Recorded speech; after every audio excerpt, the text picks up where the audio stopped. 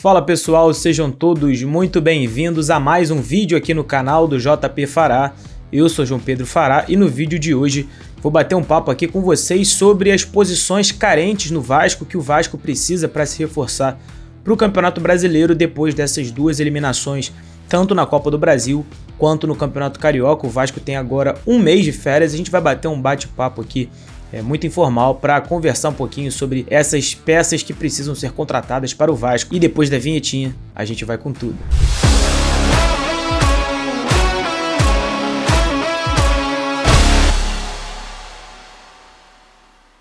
Antes de mais nada, eu peço para que você se inscreva aqui no canal, deixe o seu like, comente aqui embaixo o que você está achando desse início de temporada do Vasco, se você está achando que esse início está sendo bastante promissor ou realmente o Vasco está deixando a desejar, esse sentimento aí que está rolando entre a torcida do Vasco, mas também é importante você compartilhar esse vídeo com quem ainda não conhece o canal do JP Fará, que a gente está rumo aos 400 inscritos. O ano do Vasco começou com muita expectativa por parte do torcedor, que via na 777 Partners o grande salvador de uma nova era de glórias. E é salvador por parte de uma falência, que um clube estava sendo caminhado e direcionado à falência, e por outro lado, depois desse aporte milionário que a 777 fez nesse primeiro ano, esperava-se um elenco muito recheado. A questão é que, apesar dos 100 milhões gastos pela empresa para reforçar o futebol do Vasco, o processo demora a acontecer, faz parte de uma lentidão que é natural, tanto pelo modelo de futebol que está sendo adotado com o clube empresa, que ainda é novo no Brasil, e também para se colocar em campo um modelo de jogo. Mas o que se vê, na minha opinião, é que mesmo em 3 meses vê-se um trabalho do Maurício Barbieri, com defeitos, com pontos positivos, mas tem sim uma linha de trabalho do técnico que estava no Red Bull Bragantino, e quem me acompanha nas redes e também aqui no canal sabe que é um técnico que me agrada pelo fato de ser um técnico muito agressivo, mas que na parte defensiva as equipes dele sempre sofriam gols. Então o Vasco começou o ano na pré-temporada lá nos Estados Unidos, sem ritmo de jogo, que faz parte também de um início de temporada, mas começou a se ajeitar logo no Campeonato Carioca, nas rodadas seguintes, depois da primeira e da segunda, quando o Vasco jogou com uma equipe muito alternativa, recheada de jovens aqui no Rio de Janeiro, enquanto a equipe principal trabalhava nos Estados Unidos e rapidamente enfrentou os clássicos contra Fluminense e contra Botafogo de forma de igual para igual. Inclusive contra o Fluminense eu acredito que tenha sido o melhor jogo do Vasco, apesar de ter perdido por 2-0, mas foi uma equipe super competitiva e que fez frente aí à equipe que tem boas chances de ser campeã carioca. Mas o que eu quero dizer é que a frustração do torcedor é entendível depois de uma eliminação muito ruim contra o ABC na Copa do Brasil, que para mim foi o grande ponto negativo até então desse trabalho do Vasco, que foi uma série de decisões erradas, tanto da diretoria quanto do Maurício Barbieri na escalação, que fez com que o Vasco perdesse a sua principal competição, tendo em vista que, por ser mata-mata, talvez seria alguma chance do Vasco chegar adiante. Ainda não acho que seria favorito, nem brigaria pelo título, mas era a competição mais palpável, digamos assim. E no fim de semana seguinte acabou sendo eliminado do Flamengo, e agora o Vasco fica um mês sem jogar, vai ter que fazer alguns amistosos. Discute-se muito se vai fazer amistoso contra o Cruzeiro, que também está eliminado do Campeonato Mineiro, e outras equipes grandes que também ficaram de fora das fases finais do Campeonato Estadual, mas é um período em que o Barbieri vai poder trabalhar com a equipe, reforçar o seu estilo de jogo, e eu acredito que tem que também criar variações para essa equipe que ficou muito engessada ao perfil do 4-2-3-1 e também do 4-3-3, que foram os dois esquemas que o Vasco mexeu durante as partidas. Mas como eu disse, o propósito desse vídeo aqui é trazer aí quais são as peças que o Vasco precisa para essa temporada. Eu não vou aqui dar nomes, mas o que eu vejo, que eu vi alguns jogos do Vasco em loco e que eu acredito que precisa reforçar tanto no time titular quanto para o elenco para 2023. Vamos lá? A posição de goleiro, eu acredito que é a posição que está fechada. A gente tem no gol 2 goleiros, o Léo Jardim e o Ivan, que o Ivan primeiro começou como titular, mas foi sacado rapidamente quando o Vasco comprou o Léo Jardim por cerca de 10 milhões de reais e tomou a posição e não saiu mais. Ele foi muito criticado por algumas atuações, por ter sofrido alguns gols que podiam ser defendidos, e acredito que o Ivan vai continuar no banco de reservas, assim como o Raus, que é o terceiro goleiro do Vasco, e o Cadu,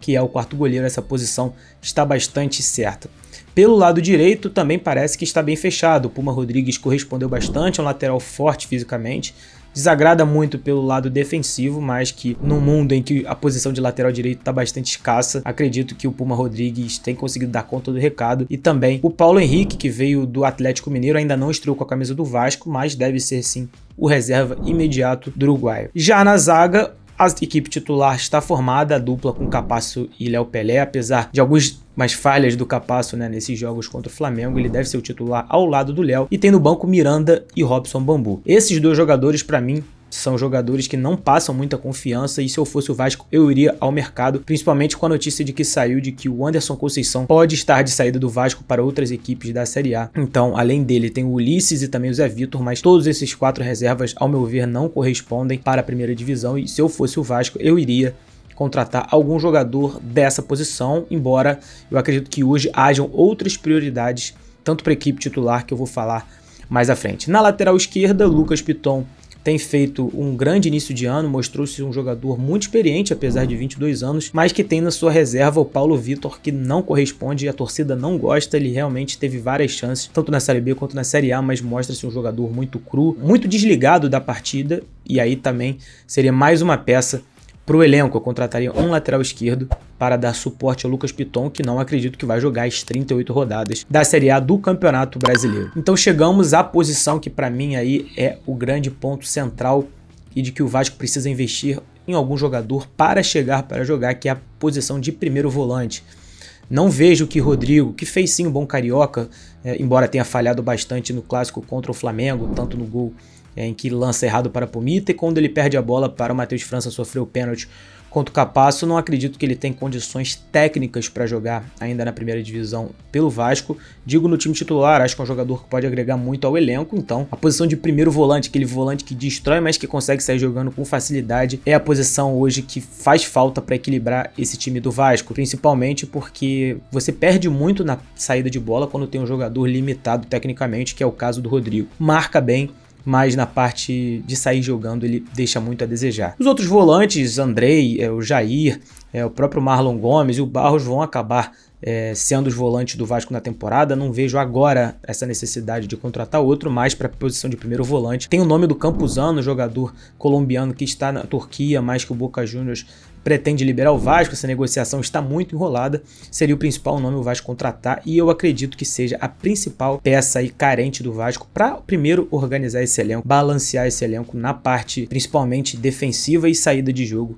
quando faz essa transição de defesa para o ataque. Uma outra posição também de meia que é muito importante é do famoso camisa 10, aquele enganche, né, que hoje o Nenê, que deve estar de saída do Vasco, discute se ele vai renovar ou não, mas hoje a tendência é de que ele não renove. Não consegue mais fazer esse perfil de jogo. Muitos falam que o Orelhano, jogador de 23 anos, recém-completado 23 anos, poderia fazer essa função, mas eu ainda não acredito que é a posição dele, até porque ele tem entrado nos jogos como ponta direita, no lugar do Gabriel Peck. Mas precisa de um jogador diferente para fazer a diferença nos jogos, para dar aquele passe diferente, para dar aquela achada de bola. Então aí mais uma opção que eu acho que o Vasco precisa investir uma grana para o time titular. Então primeiro, o primeiro volante e também o meia de criação. E outra posição bastante carente no time titular é a posição de ponta direita. Pela esquerda, o Alex Teixeira tem dado muita conta do recado, tem vindo da esquerda para a direita, abrindo muito espaço, criando jogadas, mas o Gabriel Peck tem feito sim um início de ano muito bom, só que ele tem um teto, comentei até isso na live de terça-feira, que o Gabriel tem um teto, ele não consegue render tanto assim, porque tecnicamente ele tem muita dificuldade,